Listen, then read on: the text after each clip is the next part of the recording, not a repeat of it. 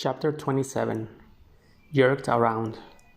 Right before Britney went into promises, after she shaved her head, I got an anonymous call from a man while I was driving in LA.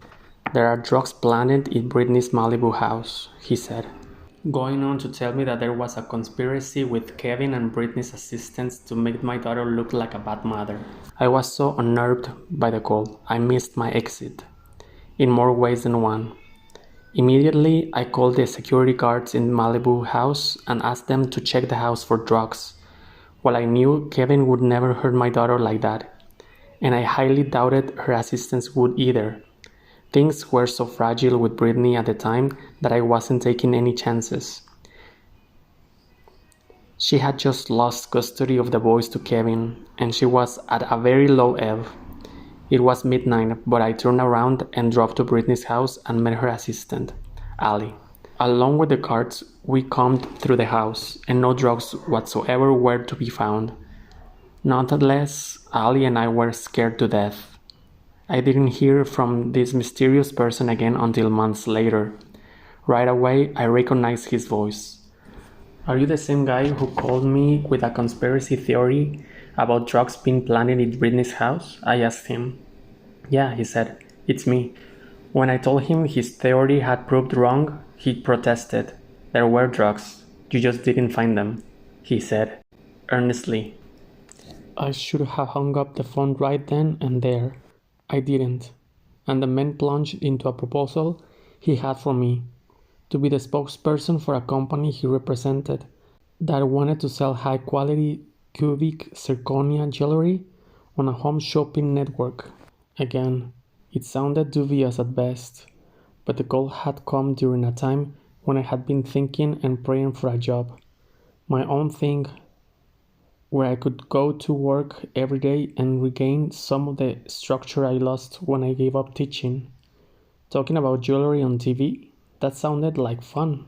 I actually have quite a zest for cheap jewelry, or I should say beautiful jewelry that looks as if it's cost a mint but it's really affordable. If you ever look a photo of me and think I am dripping in diamonds, don't be deceived. It's really a mixture of the real stuff and $3 zirconium dioxide, bought from Los Angeles street vendor. I was intrigued, and I figured I had nothing to lose but a few hours if I did meet this guy. I said I would meet him, but only with attorney present. I called up my friend Jackie, and we decided to check it out together. And so we met the anonymous caller, a swarthy man in his late 20s or early 30s who appeared to be of Middle Eastern heritage. That's the first time I laid eyes on Sam Lufty. Fake in more ways than one. He had 2 attorneys with him, but I could tell instantly this was not a legitimate meeting. The man wearing a ratty basketball hat, t-shirt and jeans was sweating profusely and looked extremely nervous. It was the strangest meeting I have ever had. No one seemed to have any pitch whatsoever, including the caller, Sam, who hemmed and hemmed and talked in circles, at one point pulling out some crummy-looking boxes with so-so costume jewelry inside. Finally, we just left. Obviously, nothing was going to come of this. Interestingly, during the meeting, Sam wanted to have his picture taken with me, which struck me as strange at the time, and I can't even remember if I consented. Now I know what he was up to, all right. A while later, Sam called and invited Jamie, Lynne, Jackie, and me to a taping of the finale of Dancing with the Stars with our old friend Joy Fatone, whom we knew from the days of Justin and NSYNC, who finished in the finale. He excitedly told me he had an endorsement deal cooking with a show company, possibly for Jamie, Lynne, or Jackie's son, who also started in Soy 101. "What about the jewelry deal?" I asked suspiciously. "Oh well, Britney put out a negative thing about you and her relationship with you online, and that kind of blew the jewelry deal out of the water." My suspicions didn't totally subside, but he made it all sound so credible, reasonable. even when the shoe deal fell through and we were this close to pulling the plug on this guy. He rallied just in the nick of time, inviting us to a meeting with the head of one of the top talent agencies in Hollywood. Jackie and I thought this agent would be an excellent contact for her son, Paul, a budding musician. Jackie and I had our doubts, alright, but Sam had one more chance. If this agency executive indeed showed, then it meant Sam was legitimate. If this once again fell through, we would wash our hands of him. The day of the meeting arrived, and and behold, we got a phone call from Sam half an hour before we were set to meet. I have a broken tooth, he explained. Jackie was dubious and firm.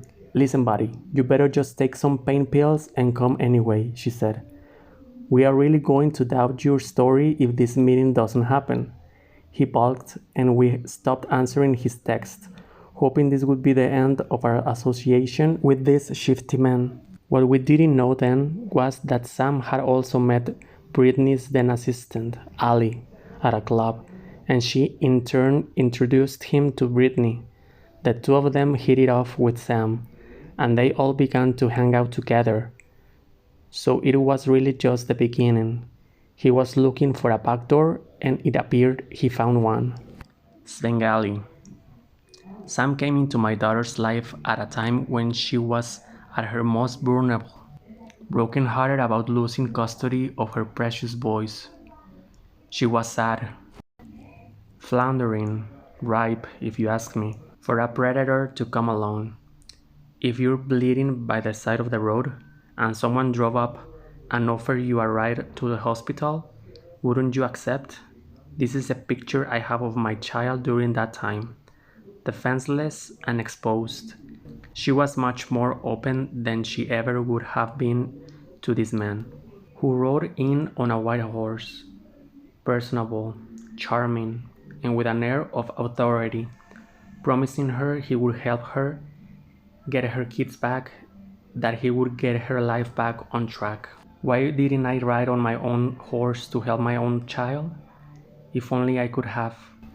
I felt so helpless, yearning with every cell in my body to be with her, help her, and hold her, but I wasn't able to do that. Our estrangement was so complete at that time that I couldn't even get her phone number. Within a month or so of meeting, Sam was in complete control of her life, labeling himself her friend, her manager, her life coach. Everyone deferred to him. Britney's business manager, her record company, her lawyers, they had no choice. He appointed himself as her gatekeeper, and there was no one he wanted to keep the gate closed no more than Britney's family. While he shut Jamie out completely, he would crack open the door a bit for me, texting me with updates on my daughter, lording over me that the fact that he had complete access while I had no right of entry to my own child. But he also seemed to sense the exact moment when I was most susceptible, and he would drop his voice to a soothing kind of modulation, as if we were confidants. I know you want to see Britney, and trust me, I am working on her. She'll let you back into her life soon. That man jerked me around like a master puppeteer. In October of that year, I got a call I had been praying for. It was Ali. Brit's ready to reconcile, she said. I dropped everything and I caught the text flight to LA, arriving at 9 p.m. California time. As per my instructions, I met Brad, another of Brit's assistants, at the Starbucks in Malibu. Several paparazzi met us there as well, and they ended up taking us to her house, where Sam, the figurative gatekeeper, ordered the physical gatekeeper to let us in. Everyone treated him by now like a general. Britney and I just held on each other for the longest time. I was so happy to see her and hold her in my arms again. But in the midst of my joy, part of me wondered, was this reunion orchestrated by Sam to help Britney get her voice back? You see, the courts looked at me as a stabilizing factor, and Sam knew that a reconciliation between Britney and me could only be a step in the right direction as far as her hopes of regaining custody. Was this a true reunion or just another pawn in Sam's game? 3 months later, I had just come home with Jamie Lynne after we went to Connecticut for a couple of weeks during Christmas to hide from the media fallout of her pregnancy. I was exhausted, physically and emotionally, and it was soothing to be back home with my dogs, sleeping in my bed and getting my clothes out of my drawers instead of a suitcase. One night the phone rang, and it was Sam. He was crying. He told me Britney had been visiting with the boys, but when it was time for them to go home to Kevin's with Lonnie, their bodyguard, she locked herself and little Jaden in the bathroom. I found out Sam had told Britney that Kevin had called and told her she could keep the boys longer. I was terrified of what would happen next. I frantically called Jamie and Brian, begging them to go see what was going on, but they had a much more blase attitude than me, saying that Sam was blowing things out of proportion.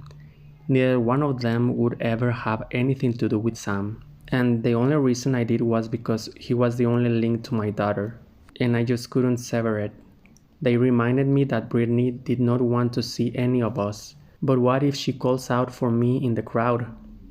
I just want to be there if she needs me, I pleaded, but the two of them were firm with a wait-and-see attitude.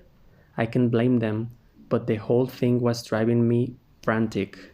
Thank God for Lonnie, the little boy's bodyguard, who called me repeatedly and assured me that Preston was just fine, asleep in the back of the SUV, and that he would not leave the premises without Jaden in his arms. Do you know how comforting that was for me, this mother and grandmother?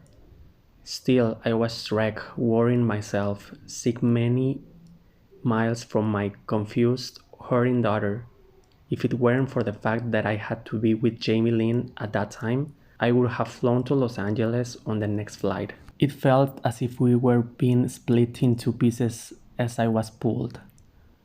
On one hand by the needs of my pregnant 16-year-old, and on the other by the 26-year-old daughter, who was obviously in deep crisis. Both girls seemed to need me with the same intensity. I honestly didn't know where I was supposed to be. Things happened so quickly. The next thing I knew, Britney was taken by ambulance to Cedars-Sinai Medical Center and placed under a 5150 hold, which is an involuntary psychiatric hold for 72 hours. At least it was supposed to be 72 hours.